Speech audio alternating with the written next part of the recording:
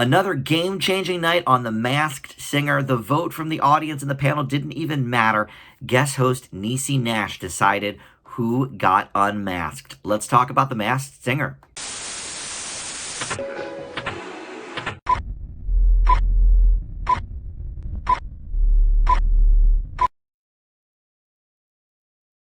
Hey everybody, Dan here. This is Dan Reviews It and the Masked Singer Recap. We are now in episode 5 for season 5 of The Masked Singer. This was a very interesting one. One of our contestants almost hyperventilated on the stage and had to go backstage and fan off a little bit.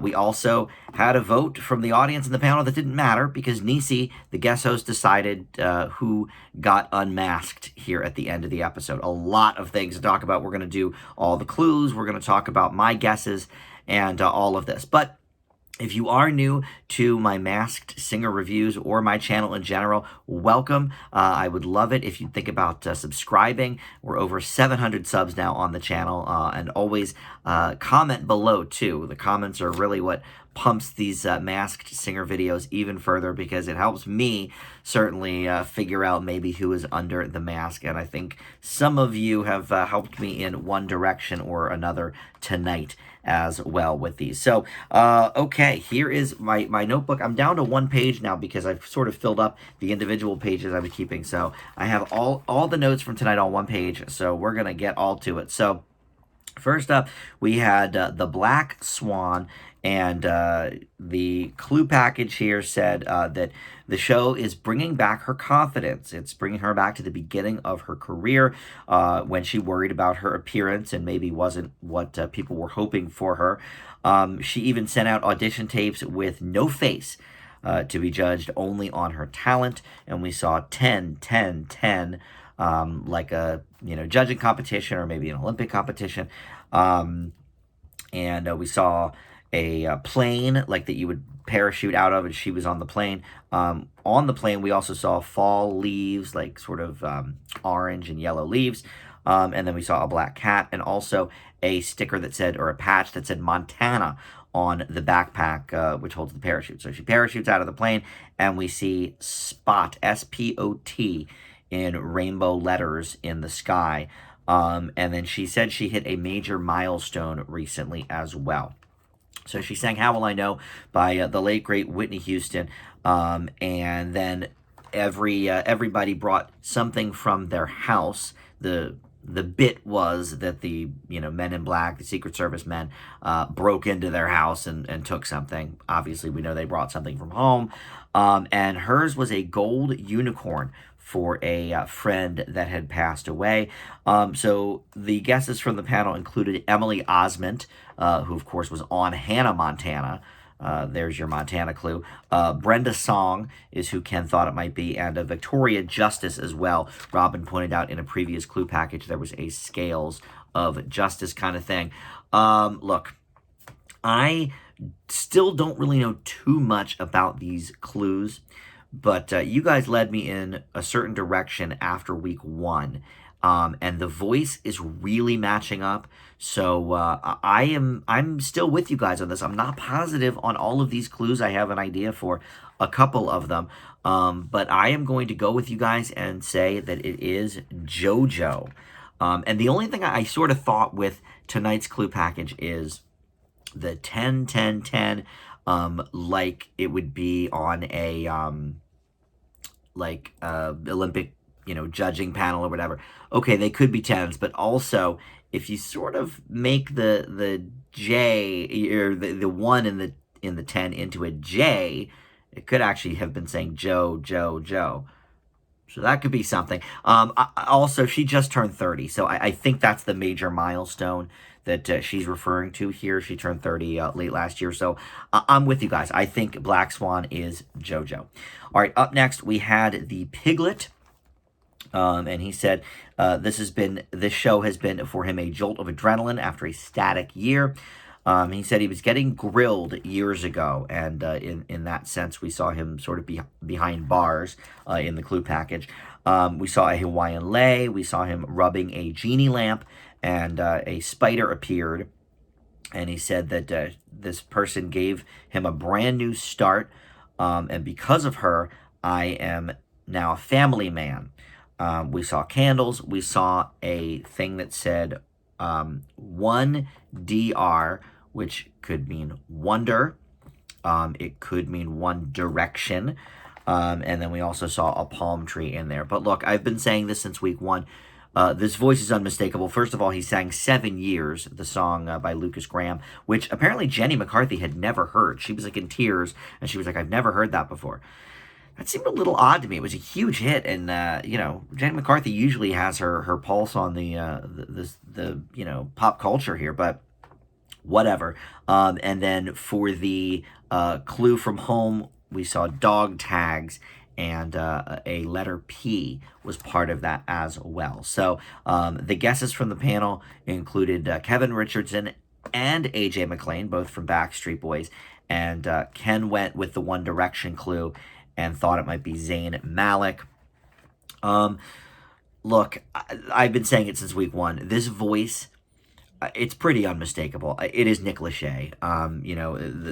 For tonight's clues, the part about him getting grilled years ago, well, that's obviously because of his divorce with Jessica Simpson, tabloids hounding him, TMZ, etc., etc. And then this person he found, well, that is his wife, Vanessa, and he's a family man now because he has kids with her. 1DR, I'm not positive I know what that means specifically, but wonder could be some kind of part of it. I don't think it has anything to do with One Direction, but maybe Nick Lachey does have something to do with One Direction. I don't really know. But in any event, this for me has been one of the slam dunks since week one. It's Nick Lachey. I'm going to just tell you. All right, Crab was up next. This was last week's wild card, so we only have 1 week before today of clues for the Crab. But tonight, he said his first time was hard on the show, between the heat under the mask and emotionally. He said he was in all sorts of trouble as a child. His mom would make him sit in the kitchen while she cooked as a punishment. We saw mac and cheese being brought out. We also saw a picture of Big Ben. And he said, what started as a punishment became my passion. So somebody who really enjoys cooking and whatnot. He did Give It To Me Baby by Rick James. What a song. And then his item was a bowler hat, and he said that was inspired by Sammy Davis Jr. Whenever he would do Mr. Bojangles, he would wear a bowler hat, and so this person wears it whenever he can. So the panel guesses from that were Martin Lawrence, Bobby Brown, which actually, okay, so Ken guessed Bobby Brown last week, and that was my guess, and I was like, well, I hate agreeing with Ken. But then Jenny tonight was the one who said Bobby Brown, and Ken actually veered off of that and thought it might be somebody from Boys to Men. He couldn't really narrow it down to who it could be, but he was thinking Boys to Men, maybe, somebody in that arena. But so, okay, here are my thoughts. I am not wavering from what I said last week. I think this is still Bobby Brown. Now, Jenny actually had a reason from tonight's clue package for that. She said that years ago she interviewed Bobby Brown, and he had a line of dry rubs for like chicken wings and stuff that he was sort of promoting at the time. So obviously that's somebody that loves being in the kitchen. But okay, the mac and cheese. Now, Bobby Brown. Ken did think of maybe a Bobby Brown connection with macaroni. Having something to do with a top 5 hit for Bobby Brown back in the day called Roni, which was spelled R-O-N-I. It's actually not a very good song, which is why you never hear it anymore, but it made number 3 on the pop charts and number 2 on the R&B charts. So, big hit for him. But here's my extra clue for Bobby Brown. This is, I wish I had possession of this right now. It might be in a box in my basement, but it may also be at my parents' house a couple hours away. But I was not much of a card collector when I was a kid, baseball cards and all that kind of thing. My brothers did that, but I collected more oddball cards. I have a series of 21 Jump Street cards. I have a series of Alf cards. My biggie was Garbage Pail Kids.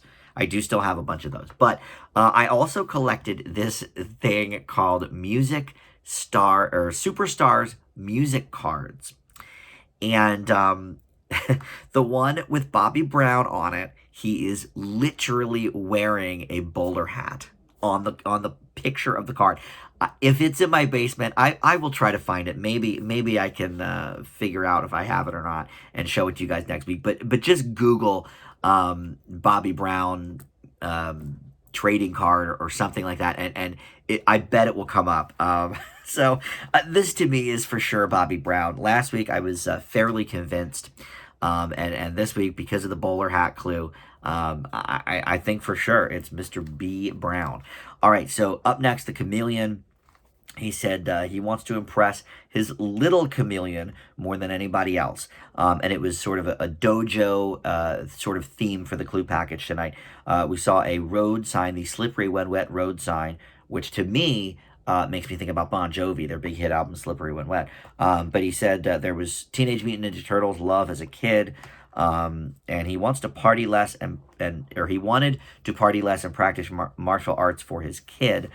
We saw clocks that were set to 3:46, which Ken later pointed out is a Houston's area code. And he said that the martial arts helped his mind, body, and soul, and make him be a more positive influence for his little chameleon. He played or he sang Hip Hop by Dead Prez. I'm not really familiar with the song, but very, very, upbeat number. And his clue from home was hot wings.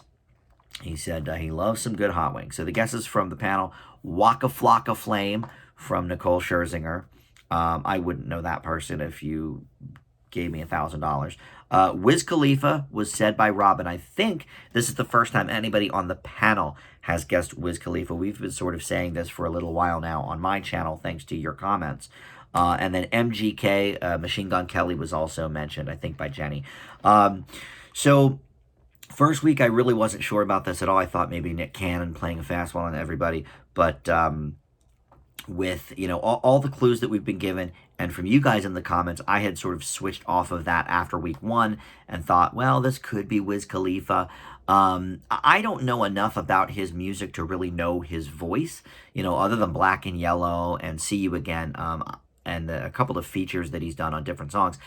I don't really know too much of the man's discography, but one thing I do know about Wiz Khalifa is he opened a sort of like a stoner restaurant where it was delivery only. Maybe one of their things is wings there, I'm not sure, but but I know that it is in Houston. So I'm, that's even more for me that it is for sure Mr. Wiz Khalifa. I mean, it's just got to be. So I appreciate all the help on that. I would never have gotten there by myself. So I'm very happy about that. All right, so finally we had our wild card, which is the Bulldog. Now, this is the first time we've seen any clues for this person, but it was a Hollywood theme. We saw the number 80 on the, the clacker thing that they do, that the directors use. He said, my whole life I had to fend for myself, made moves on every green field with Panthers and Pit Bulls, running very fast. And we saw the word super on a bowl. He said he's the sexiest dog. We also saw the Masked Singer Skeleton from season, I think, number 2, which turned out to be Paul Schaefer. So I think that's some sort of clue to Paul Schaefer. And also there was a GT, sort of a airbrushed or whatever, or spray painted GT with GT 80 on it. So again, the number 80 coming up. So I'm thinking maybe somebody that was born in 1980, or, we're talking about sports stars. So maybe the 80 is a clue to his, jersey number or something. And then we also saw B99 on a cone, like a traffic cone, which Ken later thought maybe could be for Brooklyn 99. So he sang Candy Girl from New Edition. I find it weird that if I'm right that Bobby Brown is on the panel, or not on the panel, but one of the voices as the crab, I find it a little odd that we did a Whitney Houston song from the Black Swan today, and then Candy Girl, New Edition, is Bobby Brown's old band. So I don't know, it's a little odd to me that there's so much Bobby Brown sort of stuff. But his message from home, or his item from home, was a big dry erase board that said live from New York. It's Saturday night. And so, maybe he's somebody who has hosted SNL. Maybe he was a musical guest on SNL. I don't know. But that plus the Brooklyn Nine-Nine on the traffic cone led Ken to think it could be Andy Samberg. But he also was thinking maybe Chris Tucker from The Voice. I think this is clearly a black dude. I don't think it's Andy Samberg. So Chris Tucker may be more like it. Eddie Murphy was also guest by Jenny. I think Eddie Murphy is way too big to do this show. Although it would be kind of interesting because when he hosted SNL a couple of years ago, he did Buckwheat on The Masked Singer. So that would sort of be a little bit meta, but I don't think it's him. And then Chris Rock was also mentioned, of course, Brooklyn, New York native. And then, of course, he was on SNL. All right, so here was my original thought on this. So the Bulldog is the one who Niecy is sending home. Now, I'm about to watch the clip, so I don't know who it is. My original guess on it, okay, was that because of all the Super Bowl clues, and I ran on fields with Panthers, I was thinking somebody from football, which I know nothing about, but I know there's 3 Super Bowl appearances in this season. I'm not sure we've gotten any of them yet. There's 2 wild cards, I guess, still to come. Or no, I think there's 6 total. So there's 3 still to come. Or maybe there's only 4 total and there's only 1 left. But either way, I can't, like Hanson, the Russian dolls, they've never been on the Super Bowl. Caitlyn Jenner, who's been unmasked, she's never been at the Super Bowl. I mean, she's been, at it, I'm sure, but certainly she's never, been in it. These other people, JoJo, I don't think has ever done a Super Bowl. So anyway, so I was thinking, okay, I know nothing about sports really, but I do know that the Panthers were in Super Bowl 50 because that was, like a big deal. Oh, the 50th Super Bowl, whatever. And I knew the Panthers were in it. Now, this person didn't say he was on the Panthers. He just said he's played on every green field with Panthers and Pitbull. So he could have just been playing against the Panthers, which then made me think, okay, well, that plus Brooklyn Nine-Nine, maybe it's Terry Crews. That could be something. I don't think he's ever hosted Saturday Night Live, but of course, he's on Brooklyn Nine-Nine with Andy Samberg from SNL. But then I thought, okay, well, I don't think Terry Crews, from what I understand, Terry Crews was not that good of a ball player. He's a much better actor and comedian. So I'm thinking, okay, he probably didn't appear in a Super Bowl. So, okay, this is just my initial guess. I'm not sticking with this, but I was thinking it was Cam Newton because he played in Super Bowl 50. I don't know what the 80 has to do with it, though. I don't think he's number 80. I mean, maybe he is. I really don't know. But he's also not from New York, so I'm not really sure about that either. But here's what I'm thinking, and we're going to go to the tape here in a second. I know this is supposedly Niecy Nash's last week hosting. So when she said, okay, we're going to throw the vote out, it doesn't matter, I'm going to decide who gets unmasked, we're going to unmask the Bulldog. I thought to myself, well, why would she be deciding anything? Like, that doesn't make any sense. That's not how the show works. So if this is her last week, maybe I was a little bit right weeks ago when I thought the Chameleon was Nick Cannon. Maybe this is Nick Cannon under the mask. And the reason that he has to get, booted off is because he's coming back next week. He's over his COVID, whatever. Age-wise, 1980 could be when he was born. I don't know for sure. I didn't look it up on purpose because I don't like to know too many things going into my guesses. But my final guess, I went away from Cam Newton. I went away from Terry Crews. I think it's probably Nick Cannon, and that's why this is so game-changing. So let's go to the tape here. They're doing Take It Off. I think it's very odd that Niecy would, if it's not Nick Cannon. Let's see here. All right, who are you, Pitbull? The skeleton, I don't know what that, Paul Schaefer. Does Nick Cannon have something to do with that, with Paul Schaefer? I don't know. My thing froze there for a second. All right, here we go. Come on. It's got to be Papa Nick, right? All right. Yeah, I knew it. I knew it. You know what's unfortunate about that? what's unfortunate about that is I really would have liked if somebody was Nick Cannon, right? So let's say the Bulldog, but they didn't actually vote him off. They kept him on for, until he got voted off, and then it would be Nick Cannon for several reasons. First of all, I love Niecy Nash as host. I think Niecy Nash is such a great host. I think between Nick Cannon, Craig Robinson, who does The Masked Dancer, and Niecy, I think Niecy's far and away the best. I love her. So, all right. Well, it's a bummer because I wouldn't have guessed Nick Cannon. If I didn't know that Niecy was the one picking and that Nick Cannon was coming back next week, it all just makes sense for Nick Cannon. But it's kind of bumming me out because I really would have probably said either Cam Newton or Terry Crews for this week. But I mean, I have to chalk it up for correctness. I'm 3 for 5 now.